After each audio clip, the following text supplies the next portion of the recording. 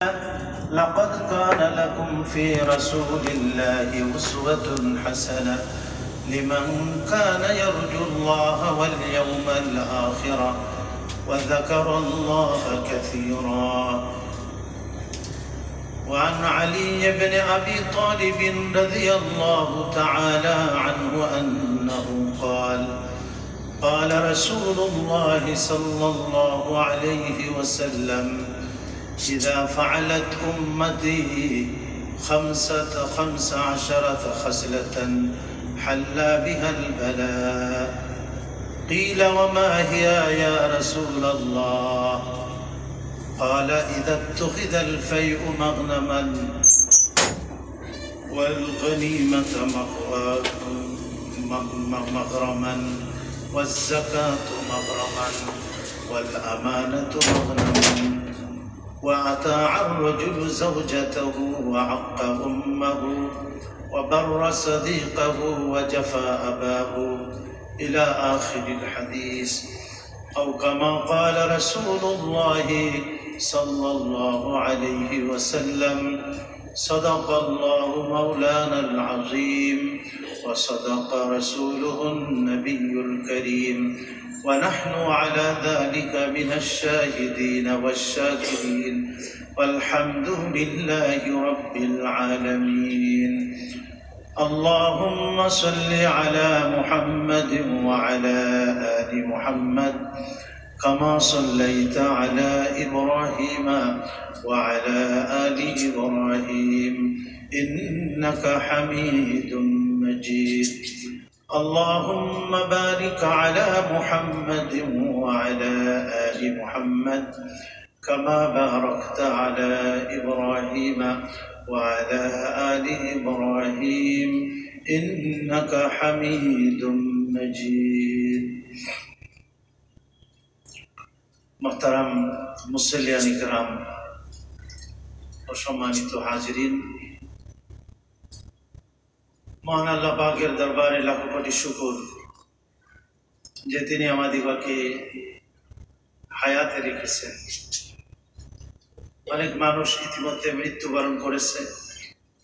গত জুমা থেকে এই জুমা পর্যন্ত অনেকেই এই পৃথিবী থেকে চিরবিদায় নিয়ে তারা পরপারে পাড়ি দিয়েছেন। তারা তো আর কোনোদিন এই পৃথিবীতে আসতে পারবে না, আর তাদের যে নেক আমল করার সুযোগ ছিল সেই সুযোগও শেষ হয়ে গেছে। কিন্তু আল্লাহ সুবহানাহু ওয়া তাআলা আমাদিগকে বাঁচিয়ে রেখেছেন। হায়াতের মধ্যে আল্লাহ পাক আমাদের আবদ্ধ রেখেছেন যে আমাদের নেক আমল করার সুযোগ আছে। এই জন্য আমাদের এই জীবনকে কাজে লাগাতে হবে। এই জন্য হাদিস শরীফে আসছে ওয়াজআলাল হায়াত, একটা দোয়া নবীজি আলাইহিস সালাম, ওই দোয়ার শেষে ওয়াজআলিল হায়াতা জিয়াদাতান লি ফি কুল্লি খাইর, হে আল্লাহ আমার হায়াতকে তুমি বৃদ্ধি করে দাও প্রত্যেক ভালো কাজের জন্য, যেন আমি আমার জীবনে ভালো কাজ করতে পারি, নেকির কাজ করতে পারি, তোমার সন্তুষ্টির পথে আমি অগ্রসর হতে পারি।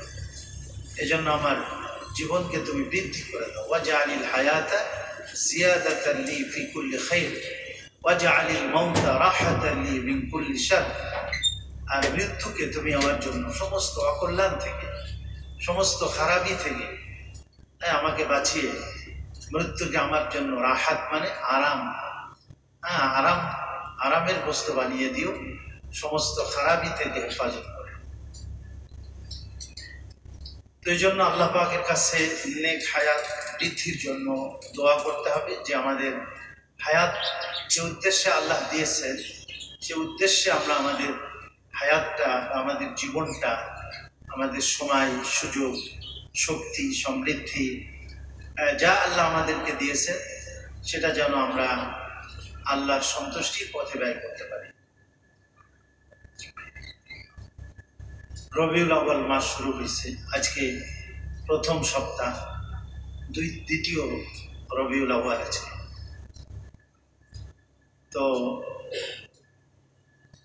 এই মাসে রসুল করিম আলাইহিস সালাতু ওয়াস সালামের বেলাদাত বা নবীজি আলাইহিস সালামের মোবারক জন্ম এবং নবীজি আলাইহিস সালাম এই মাসে দুনিয়ার থেকে বিদায় নিয়েছেন।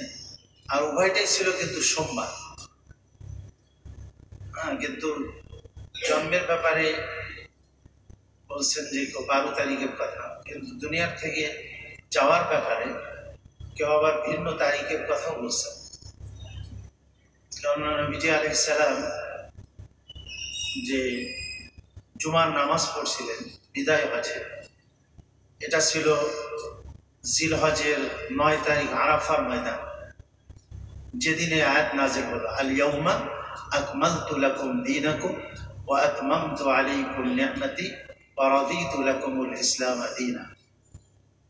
এজন্য ইহুদিরা হযরত ওমর রাদিয়াল্লাহু আনহুর কাছে ওনার খেলাফতের জামানায় বলছিল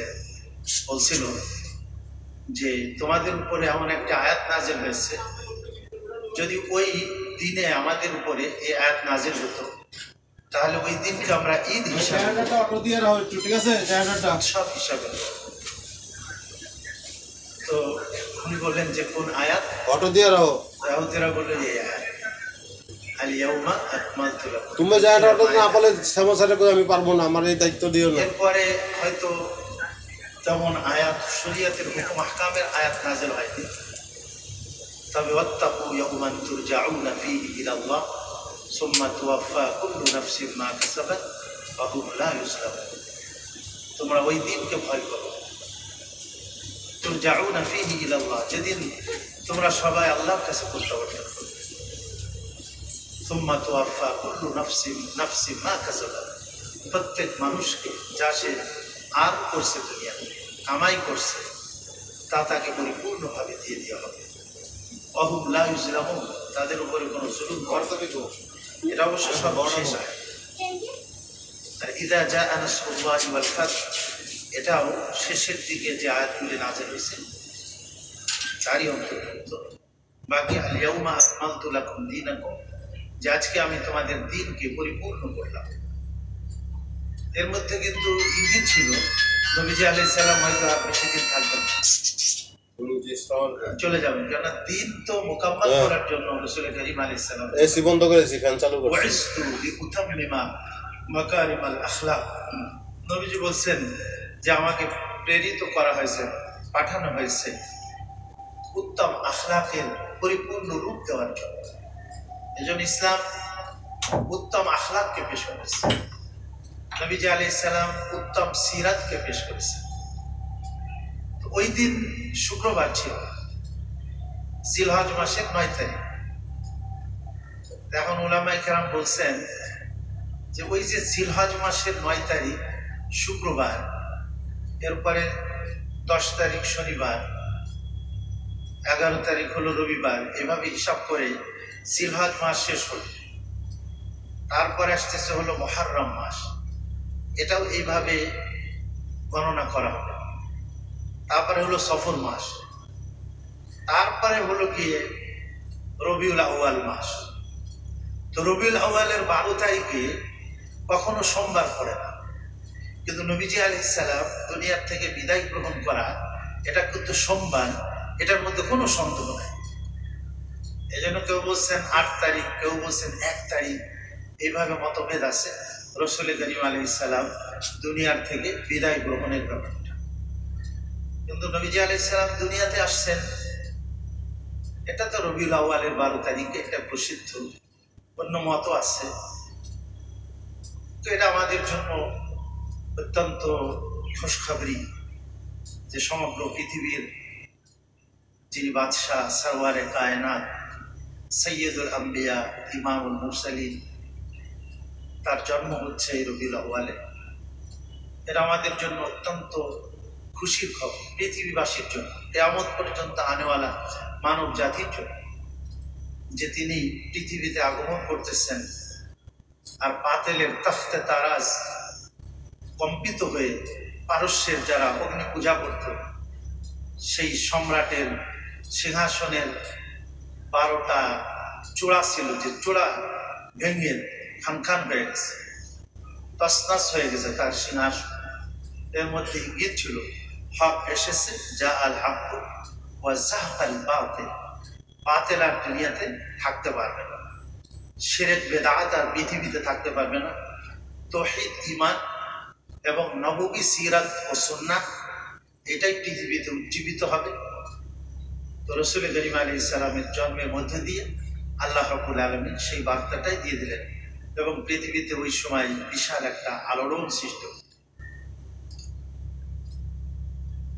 তো আমি যে কথাটা বলতেছিলাম যে হযরত ওমর রাদিয়াল্লাহু আনহু-কে ইহুদি এসে কথাটা বলছিল যে যদি আমাদের উপরে এই আয়াত নাযিল হইতো তাহলে আমরা ওই দিনকে উদযাপন করতাম, উৎসব হিসাবে গ্রহণ করতাম। কিন্তু হযরত ওমর রাদিয়াল্লাহু আনহু কি জবাব দিলেন? হযরত ওমর রাদিয়াল্লাহু আনহু জবাব দিলেন যে ইসলামের মধ্যে আমাদের নবীজি আলাইহিস সালাম দুইটা ঈদ দিয়ে গেছে। কয়টা ঈদ? একটা হলো ঈদ উল ফিতর, যা 29 বা 30 দিন, এক মাস রোজা যাপন করার পরে, পালন করার পরে আনন্দ এবং খুশিতে আমরা আল্লাহর শুকরিয়া তার 2 রাকাত নামাজ পড়ি শাওয়ালের প্রথম তারিখে, ঈদ উল ফিতর। আর একটা হলো যে জিলহজ মাসের যে 9 তারিখ আরাফার ময়দান, তারপরের দিন যে 10 তারিখ, সেদিন তওয়াফে জিয়ারাত, তারপরে আপনার সাই, তারপরে জবাই করা, মাথা মুন্ডানো, এগুলি করে ওই দিন 2 রাকাত নামাজ আদায় করা হয় যে আল্লাহ তাআলা এই হজ সমাপন করার তৌফিক দান করলেন। এর শুকরিয়া হিসাবে ঈদ উল আজহা এবং তার আগে কুরবানি বা তারপরে আমরা কুরবানি করে থাকি। এই দুইটা ঈদ ছাড়া আল্লাহর নবীজি আমাদের আর কোনো ঈদ দিয়ে যান নাই। আর তো উনি বললেন যে ওই দিন আমাদের ঈদ ছিল। কি ছিল বলেন? ওই দিন আমাদের ঈদ ছিল। এক হলো 9ই জিলহজ, আবার জুমার দিন। জুমার দিন আমাদের সাপ্তাহিক ঈদ না, মুসলমানের সাপ্তাহিক ঈদ। এই যে আমরা পুরা দেখবেন সব মসজিদ, আমাদের এই ঐতিহ্যবাহী ঈদগাহ জামে মসজিদ, মাশাআল্লাহ, প্রথম তলা, দ্বিতীয় তলা, তৃতীয় তলা, অনেক সময় চতুর্থ তলাও ভরে যাচ্ছে। প্রায় মসজিদে উপচে পড়া ভিড় হচ্ছে, মানুষ ঈদের খুশি, ঈদের মতো এই দিন এসে কি করতেছে, সবাই এক কাতারে নামাজ আদায় করতেছে, পরস্পরে তারা সালাম বিনিময় করতেছে, নিজেদের অবস্থা এগুলি খোঁজ খবর নিতেছে। তো এটা আমাদের একটা সাপ্তাহিক ঈদ। আবার আরাফার দিন ছিল ওই দিন। হযরত ওমর রাদিয়াল্লাহু আনহু বললেন যে আরাফার দিন ছিল, আবার আমাদের সাপ্তাহিক জুমার যে দিন ছিল এটাও ছিল। তো আল্লাহ তাআলা দুইটা ঈদ দিয়েছেন ওই দিনে। তো আমাদের আর নতুন করে ঈদ উদযাপনের দিন নাই, কোনো প্রয়োজন নাই আমাদের। এই জন্য ইসলামের মধ্যে জন্মবার্ষিকী অথবা মৃত্যুবার্ষিকী যারই হোক, মহান কোন মনীষী হোক, নবী হোক, এই সংস্কার কিন্তু ইসলাম প্রবর্তন করে নাই। তাহলে দেখবেন যে কোনো দিন খালি থাকবে না যে যে দিনে আমাদের হয়তো জন্মবার্ষিকী বা মৃত্যুবার্ষিকী পালন করতে হবে না। খোলাফায়ে রাশেদা হযরত আবু বকর, তার জন্মবার্ষিকী মৃত্যুবার্ষিকী যদি আমরা পালন না করি তাহলে ওনার উপরে তো একটা অবিচার করা হবে। উনি রাসূল করিম আলাইহিস সালামের খলিফা, স্থলাভিষিক্ত প্রথম খলিফা। হযরত ওমর রাদিয়াল্লাহু আনহুর মতো এত বিশাল একজন খলিফা, যার নাম শুনলে কাফেররা থরথর করে কাঁপত, তার জন্মবার্ষিকী আর মৃত্যুবার্ষিকী পালন যদি আমরা না করি তাহলে ওনার উপরেও তো আসলে ওনার প্রতি তো আমরা সম্মান করলাম। তাহলে এইভাবে কত মানুষের, আমরা তো সে জন্মবার্ষিকী আর মৃত্যুবার্ষিকী নিয়েই আমরা কি থেকে যাব। এজন্য রাসূল করিম আলাইহিস সালামের 23 বছরের জিন্দেগি, হুজুর নবীজি কোনদিন নিজের জন্মবার্ষিকী পালন করেন। নবীজির পরে আমাদের জন্য আদর্শ ছিলেন সাহাবায়ে কেরাম, খোলাফায়ে রাশিদিন। 30 বছর ওনারা ছিলেন। হযরত আবু বকর রাদিয়াল্লাহু আনহু, হযরত উমর, হযরত উসমান এবং হযরত আলী।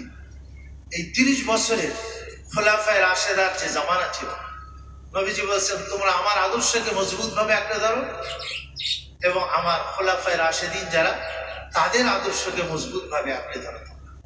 তা আমরা যদি দেখি নবীজির 23 বছরের জীবনে এবং খোলাফায়ে রাশেদা, যেটা আমাদের জন্য অনুকরণীয় এবং অনুসরণীয়, তাদের এই জামানাটা সোনালী যুগ ছিল, সেখানেও কিন্তু রাসূল করিম আলাইহিস সালামের কোনো জন্মবার্ষিকী বা মৃত্যু বার্ষিকী উদযাপন করার এরকমের কোনো সিস্টেম কিন্তু সেখানে ছিল। হ্যাঁ, কি আল্লাহ কোরআনের যে আয়াত আমি আপনাদের সামনে পড়েছি, সেটা আল্লাহ তাআলা বলছেন, লাকাদ কানা লাকুম ফি রাসূলিল্লাহি উসওয়াতুন হাসানা। ওগো পৃথিবীর মানুষ, মুসলমানেরা, আমি আমার প্রিয় হাবিবের মধ্যে তোমাদের জন্য উত্তম আদর্শ রেখেছি। উত্তম আদর্শ রেখেছি। নবীজির দিনকে সর্বশ্রেষ্ঠ ঈদ বলা, জন্মদিনকে, তাহলে তো একটা নতুন জিনিস আমরা ইসলামের মধ্যে নিজেদের পক্ষ থেকে এনে ফেললাম। হ্যাঁ, নবীজির জন্ম বৃত্তান্ত বর্ণনা করা এটা সওয়াবের কাজ। নবীজি আলাইহিস সালামের জন্ম, যখন তিনি পৃথিবীতে জন্মগ্রহণ করলেন, আল্লাহ পাক যখন পাঠালেন, তখন কি কি ঘটনা ঘটেছিল পৃথিবীর মধ্যে, সেগুলি বর্ণনা করা, ফেলাদাত, অথবা আমরা বলি অনেক সময় মিলাদ। মিলাদ মানে জন্ম। তো নবীজি আলাইহিস সালামের একটা হলো সিরাত আর একটা হলো মিলাদ, দুইটা শব্দ আছে। সিরাত বলা হয় রাসূল করিম আলাইহিস সালামের জীবন আদর্শ, একবার নবীজির জন্মের থেকে, বিশেষ করে নবীজি যখন নবুয়াত পেলেন 40 বছর বয়সে, তখন থেকে শুরু করে নবীজির পৃথিবী থেকে বিদায় গ্রহণ করার পর্যন্ত এই যে 23 বছরের জিন্দেগি, এইটাকে রাসূল করিম আলাইহিস সালামের সিরাত বলা হয়। তা আল্লাহ বলেন যে আমি আমার প্রিয় হাবিবের মধ্যে তোমাদের জন্য উসওয়াতুন হাসানা, সুন্দর আদর্শ রেখেছি। আল্লাহর নবী আমাদের সবার জন্য আদর্শ ছিলেন। একজন পিতার জন্য আদর্শবান পিতা ছিলেন আল্লাহর নবী। সন্তানের সাথে কেমন আচার আচরণ করতে হবে। একজন আদর্শবান স্বামী ছিলেন, স্ত্রীর সাথে কেমন আচার আচরণ করতে হবে, তার রাসূল করিম আলাইহিস সালামের সিরাত এবং তার চরিত্রের মধ্যে পাওয়া যায়। নবীজি আলাইহিস সালাম যুদ্ধের ময়দানে কেমন কমান্ডার ইন চিফ ছিলেন, একজন আদর্শ কমান্ডার ইন চিফ, সেনাপ্রধান। রাসূল করিম আলাইহিস সালামের যুদ্ধের ময়দানে যোদ্ধাদের জন্য, যারা ইসলামের ময়দানে, যারা যুদ্ধের ফিল্ডে থাকবে, তাদের জন্য প্রিয় নবীজি আলাইহিস সালাতু ওয়াস সালাম এই উত্তম আদর্শ ছিলেন। একজন ব্যবসায়ীর জন্য রাসূল করিম আলাইহিস সালাম উত্তম আদর্শ ছিলেন। প্রত্যেকটি মানুষের জন্য আল্লাহ বলেন, লাকাদ কানা লাকুম ফি রাসূলিল্লাহি, আল্লাহর রাসূলের মধ্যে তোমাদের জন্য আমি রেখে দিয়েছি উসওয়াতুন হাসানা, উত্তম আদর্শ। তবে কার জন্য? আল্লাহর নবীর উত্তম আদর্শ আমাদের সামনে মুহাদ্দিসিনরা পেশ করে গেছে। নবীজির 23 বছরের জিন্দেগি, এমনকি শামায়েলের মধ্যে, শামায়েলে তিরমিজি আছে, এই কিতাবের মধ্যে নবুয়াতের আগের অবস্থাও রাসূল করিম আলাইহিস সালামের বর্ণনা সেখানে আছে। নবীজির চুলটা কেমন ছিল, নবীজির দাড়ি কেমন ছিল, নবীজি কেমন হাসতেন, নবীজির অবয়ব আকৃতি সুন্দর কেমন ছিল, সাহাবায়ে কেরাম সেগুলি বর্ণনা দিয়েছে। যদিও সেগুলি আমাদের জন্য, আমরা তার অনুসরণ করব না। নবীজির মতো ওই রকমের সুন্দর আকৃতি আর চেহারার অধিকারীকে আমরা হতে পারবো বলেন? তা তো পারবো। কিন্তু নবীজির মতো আখলাক, নবীজির মতো চরিত্র, নবীজির মতো আদর্শ, নবীজি যেরকম একটা দেশ চালাইছে, একজন প্রাইম মিনিস্টারের জন্য, একজন রাষ্ট্রনায়কের জন্য রাসূল করিম আলাইহিস সালাম উত্তম নমুনা এবং উত্তম আদর্শ ছিল, যে কিভাবে একটা রাষ্ট্র পরিচালনা করতে হবে। একজন সমাজপতি, সমাজের পরিচালক, যে তার জন্য আদর্শ ছিলেন যে রাসূল করিম আলাইহিস সালাম মদিনার সমাজকে তিনি কিভাবে গড়েছিলেন। আল্লাহ তাআলা রাসূল করিম আলাইহিস সালামের জীবনের সর্বক্ষেত্রে আমাদের জীবনের যত পাঠ আছে, যত অবস্থা এবং যত অঙ্গন আছে, প্রত্যেকটা অঙ্গনে রাসূল কারীম আলাইহিস সালাম আদর্শ খুঁজে পাওয়া যায়। এইটাই বলছেন আল্লাহ তাআলা, আল ইয়াউমা আকমালতু লাকুম দীনাকুম, তোমাদের দ্বীনকে পরিপূর্ণ করে দিলাম। এই জন্য ইসলাম একটা পরিপূর্ণ ধর্ম। অন্যান্য ধর্মে ওরা করে কি, সপ্তাহে কোনো একটা দিন তাদের নির্দিষ্ট উপাসনালয়, গির্জা, চার্চ ইত্যাদি, সেখানে গিয়ে তারা কি করে, কিছু কাজ করে আসে আর তাদের ধর্মকর্ম শেষ ওইখানে। কিন্তু আমাদের তো তা না, আমাদের তো মসজিদের মধ্যে শুধু সীমাবদ্ধ না, আল্লাহর ঘরের মধ্যে সীমাবদ্ধ না। এখান থেকে আমরা সবক নিব নামাজের মাধ্যমে, যে আমার ব্যবসাটা কিভাবে পরিচালনা করতে হবে, আমার রাষ্ট্রটা কিভাবে পরিচালনা করতে হবে, আমার সমাজটা কিভাবে পরিচালনা করতে হবে, আমার পরিবারটা কিভাবে পরিচালনা করতে হবে। এই যে আমরা নামাজ পড়ি, নামাজের মধ্যে যে আমাদের অঙ্গ প্রত্যঙ্গ, আমার জবান, আমার চোখ, আমার কান, আমার ব্রেন, আমার হাত পা, প্রত্যেকটা নামাজের মধ্যে ব্যবহার হচ্ছে।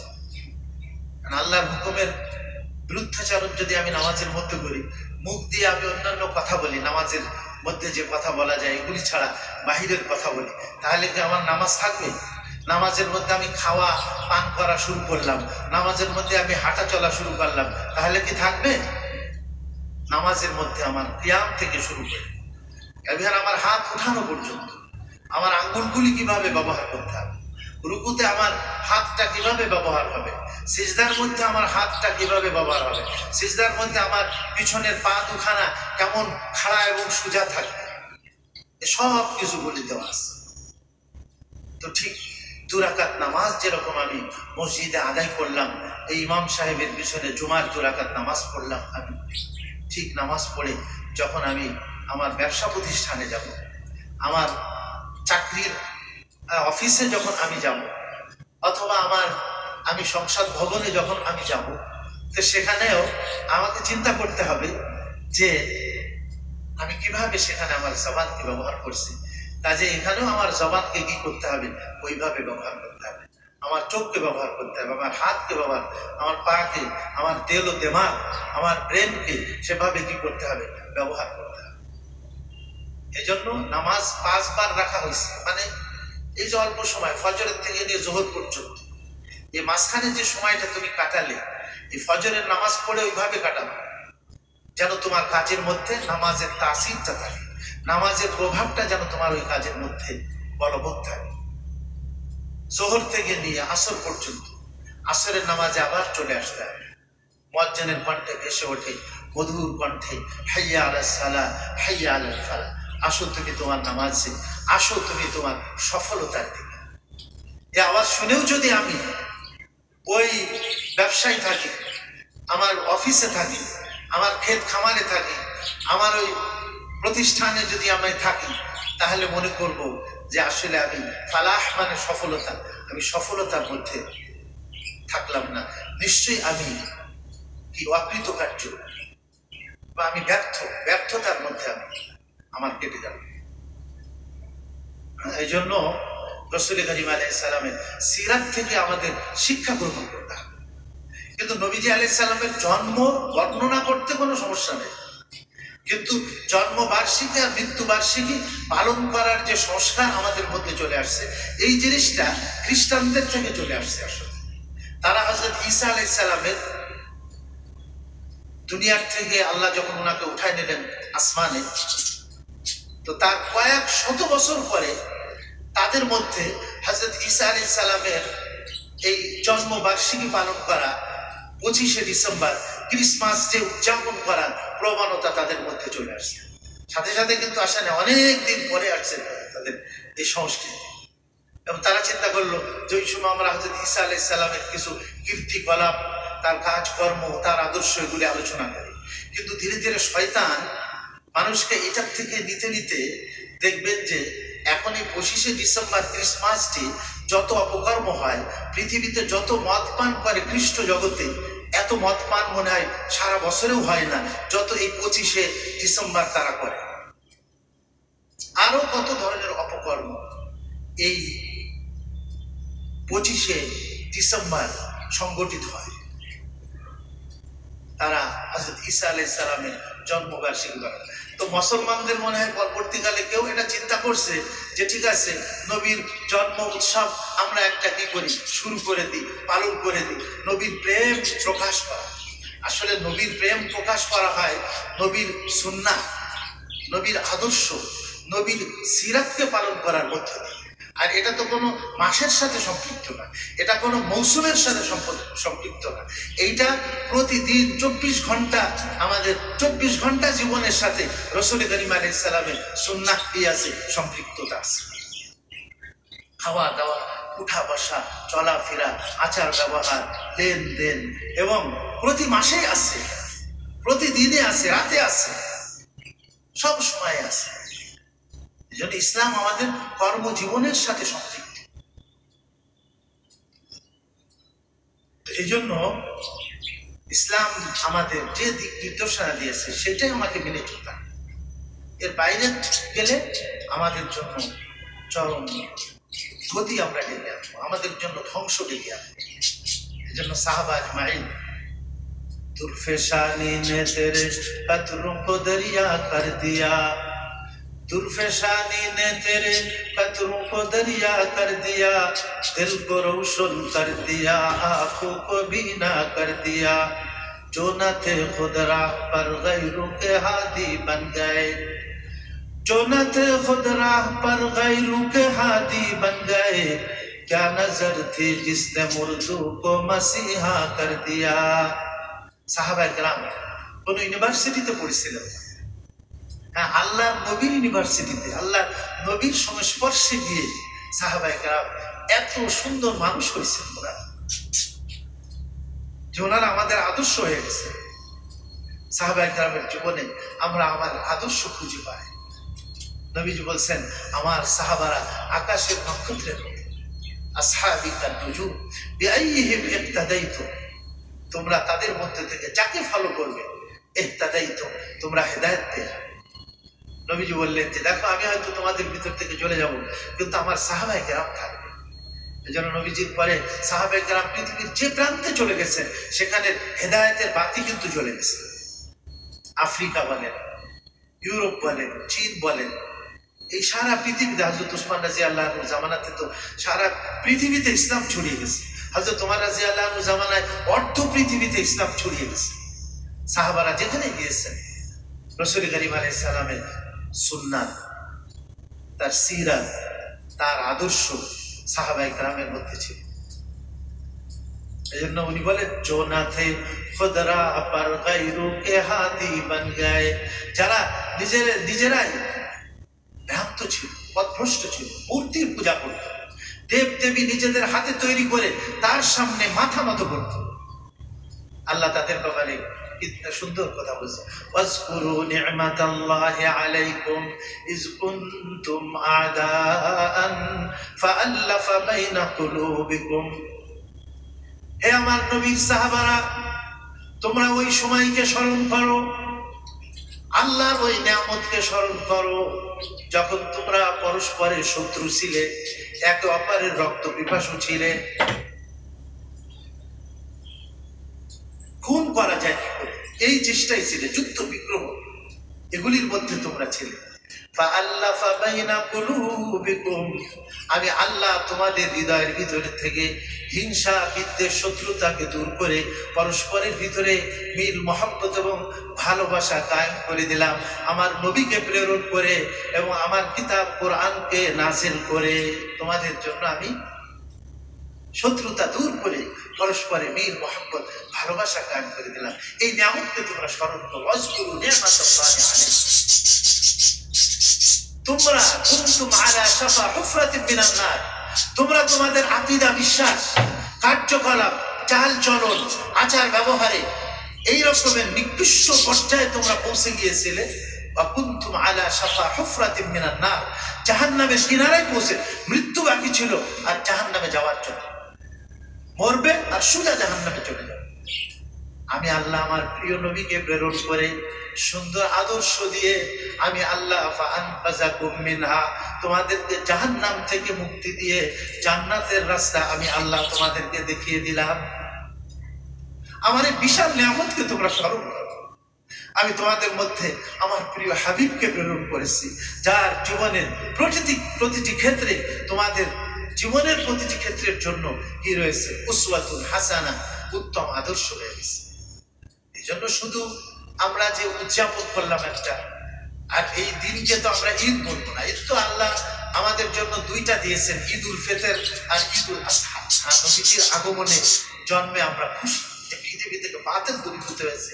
নবীজি আলাইহিস সালাম, নবীজি আলাইহিস সালামের জীবনী আলোচনা, ঘরের মধ্যে আমরা তালিম করি, আমাদের ছেলে মেয়েদেরকে তাদেরকে নবীজির সুন্নাহ শিখাবো, কিভাবে তারা তাদের জীবনকে সুন্দর করবে, দুনিয়ার জীবনকে সুন্দর করবে, নবীজির আখলাক, নবীজির উত্তম চরিত্র, এগুলি শিখাবো আমরা। কিন্তু কিছু লোক আছে দেখবেন যে এই সকল ঈদের সেরা ঈদ ঈদে মিলাদুন্নবী, ব্যাস। অথচ এই মিছিল তারা করলো, নামাজও ঠিক মতো পড়ছে কিনা আল্লাহ জানে, নামাজটাও যে তারা ঠিক মতো পড়ছে কিনা সেটাও আল্লাহ জানে। আল্লাহ সবাইকে ঠিক মতো নামাজ পড়ার তৌফিক দান করে। নামাজটা হলো বড় সেরা। আমি ঈদে মিলাদুন্নবী উদযাপন করতে গিয়ে আমি নামাজ নষ্ট করলাম বা আমি কোনো ফরজ নষ্ট করলাম, তাহলে কিসের ঈদে মিলাদুন্নবী পালন করলাম? এই জন্য সঠিক জিনিস, হক যেটা, সেটা আমাদের কি করতে হবে? বুঝতে হবে। সত্য সঠিক কোনটা সেটা আমাদের বুঝতে হবে। আল্লাহ জ্ঞানও দিয়েছেন, কোরআনও নাযিল করেছেন, আল্লাহর নবীর সিরাত এবং আল্লাহর নবীর হাদিস ও সুন্নাহ সেটাও আমাদের সামনে রাখার ব্যবস্থা করেছেন। আল্লাহ বলছেন, ইন্না নাহনু নাযালনা যিকরা ওয়া ইন্না লাহু লাহাফিজুন। আমি এই দ্বীনকে নাযিল করেছি, কোরআনকে নাযিল করেছি, এবং আমি এই দ্বীনকে হেফাজত করব। এই দ্বীনকে আমি আল্লাহ কি করব? হেফাজত করব। আল্লাহ হেফাজত করবেন। আল্লাহ যদি না করতেন, এই 30 পারা কোরআন শরীফ, ছোট্ট একটা বাচ্চা, 7, 8, 9, 10 বছরের বাচ্চা, এই একেবারে সেই আলহামদু শরীফ থেকে শুরু করে নিয়ে সূরা নাস পর্যন্ত একবার অক্ষর, জের, জবর, পেশ সহ সব মুখস্থ করা, এটা কি চারটাখানি ব্যাপার বলেন? আল্লাহ যদি এটা সহজ না করতেন, ওয়ালাকাদ ইয়াসসারনাল কুরআনা লিযিকরি ফাহাল মিন মুদ্দাকির, আমি কোরআনকে সহজ করেছি, আছে কি কেউ এই কোরআনকে গ্রহণ করবে সেনার মধ্যে? তা আমরা এই কোরআন শরীফ পড়ি। হযরত আয়েশা রাদিয়াল্লাহু আনহাকে কেউ জিজ্ঞাসা করেছে যে হুজুরের সিরাত কি ছিল? হযরত আয়েশা রাদিয়াল্লাহু আনহা বলছেন, আলা তাকরাউনাল কুরআন, তোমরা কি আল্লাহ কোরআন কিতাবুল্লাহ পড়ো না, তেলাওয়াত করো না? কানা খুলুকুহু আল কুরআন, আল্লাহর নবীর সিরাত, আল্লাহর নবীর আদর্শ ছিল হলো কোরআন শরীফ। কাজে কেউ যদি কোরআনের উপরে আমল করে, তাহলে আর নবীজির 23 বছরের জিন্দেগি, এটা হলো কোরআন শরীফের ব্যাখ্যা। এই যে হাদিস শরীফ, সিয়াসেত্তা বলি, এ সব হলো কোরআনে পাকের কি ব্যাখ্যা, রসুলের জিন্দেগি, রসুলের সিরাত। এজন্য নবীজি বলছেন, আমি এই দুইটা জিনিস তোমাদের মধ্যে রেখে গেলাম, একটা হলো কোরআন আর একটা হলো সুন্নাতি, আমার সুন্নাত। যতদিন তোমরা এই দুইটাকে মজবুত ভাবে আঁকড়ে ধরবে, তোমরা পথভ্রষ্ট হবে না, পথহারা হবে, দুনিয়াতেও হবে না, আখিরাতেও হবে। আর যেদিন তোমরা এই দুইটা জিনিস থেকে বিচ্যুত হয়ে যাবে, তোমাদের জীবন, না কোরআন আছে তোমাদের জীবনে, না নবীজির সিরাত আছে, নবীজির সুন্নাহ আছে তোমাদের জীবনে, সেদিন তোমরা মনে করবে যে তোমরা বিপদগামী হয়ে গেছে। আল্লাহ করেন যে আমরা যেন এই রবিউল আউয়ালে শুধু নয়, আমরা 12 মাসে এবং 24 ঘন্টা জীবনে, আমাদের জীবনের প্রত্যেকটি সেক্টরে, প্রত্যেকটি ক্ষেত্রে যেন আমরা আল্লাহর নবীর সুন্নাহকে অনুসরণ করে আমরা আমাদের জীবনকে সুন্নাহ মোতাবেক পরিচালনা করতে পারি। নবীজি বলছেন, এটা বলে আমি শেষ করতেছি, হযরত আনাস রাদিয়াল্লাহু আনহুর হাদিস, কিন্তু এটা হুজুর বলছেন যে, হে আনাস, তোমাকে আমি একটা কথা বলি। কি? হুজুর বললেন, যদি তুমি ফাইন ইসতাতা'তা আন তুসবিহা ওয়া লাইসা ফি কলবিকা গিশশুন লিআহাদিন ফাফআল। হে আনাস, তুমি সকালবেলা এমন অবস্থা ঘুম থেকে উঠবে যে তোমার অন্তরে কারোর প্রতি কোনো হিংসা বিদ্বেষ থাকবে না, ফাফআল, তাহলে তুমি এটাই করো। ওয়া যালিকা মিন সুন্নতি, আর এটা জেনে রাখো, এটাই হলো আমার আদর্শ, এটাই হলো আমার সুন্নাহ। মান আহাব্বা সুন্নতি, অথবা এটা বললেন, মান আহাব্বা সুন্নতি, যে আমার আদর্শকে গ্রহণ করবে, মহব্বত করবে, নিজের জীবনের মধ্যে বাস্তবায়ন করবে, ফাকাদ আহাব্বানি, সে আমি নবী মুহাম্মদুর রাসূলুল্লাহকে মহব্বত করলো, ভালোবাসলো। ওমান আহাব্বানি, যে আমি নবীকে মহব্বত করলো, ভালোবাসলো, কানা মাই ফিল জান্নাহ, সে আমি নবী মুহাম্মদুর রাসূলুল্লাহর সাথে জান্নাতের মধ্যে থাকবে। এই জন্য নবীজির মিলাদ ঠিক আছে, হুজুরের জন্ম বৃত্তান্ত আমরা বলবো, অসুবিধা নাই, কিন্তু কথা হলো আমাদের জন্য অনুকরণীয়, অনুসরণীয় হলো রাসূল করিম আলাইহিস সালামের সিরাত। আমাদের জীবনের একেবারে সেই মানে আপনার রাষ্ট্র পরিচালনা করার থেকে শুরু করে নিয়ে একেবারে টয়লেট ব্যবহার করা পর্যন্ত নিম্ন কাজ যেটা, সেখানেও আমরা বাম পা দিয়ে ঢুকি, সেখানে ডান পা দিয়ে বাহির হই, দোয়া পড়ে সেখানে ঢুকি, তারপরে বের হয়ে আমি দোয়া পড়ি। তো নবীজির টয়লেট কিভাবে ব্যবহার করতে হবে, এটাও যদি আমরা নবীজির সুন্নাহ মতো ব্যবহার করি, তাহলে আমার টয়লেট ব্যবহার করাটাও ইবাদতে পরিণত হয়ে যাবে। সুবহানাল্লাহ, আল্লাহ আমাকে নেকি দান করবেন। এই টয়লেট আমার প্রয়োজন পুরা করতেছি, কিন্তু আমি নবীর সুন্নাত মতো করতেছি, সিরাত মতো করতেছি, তাহলে ওই টয়লেট ব্যবহার করেও আল্লাহ আমাকে সওয়াব দান করবেন। যখন নামাজ পড়লে সওয়াব হবে, সে টয়লেট ব্যবহার করে নবীর তরিকায়, নবীর সুন্নাহ মতো সে সওয়াবের অধিকারী হতে পারে।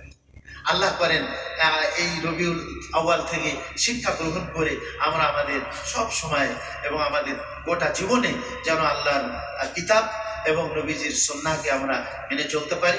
মহান আল্লাহ পাক আমাদের সবাইকে তৌফিক দান করেন। যাক, আমি একটা হাদিস পড়ছিলাম, তা হাদিসটা অনেক দীর্ঘ, সামনে যদি মওকা হয়, সুযোগ হয়, তাহলে এই হাদিস সম্বন্ধে আমি আলোচনা করব ইনশাআল্লাহ তাআলা। আজকে পর্যন্ত মহান আল্লাহ পাক আমাদের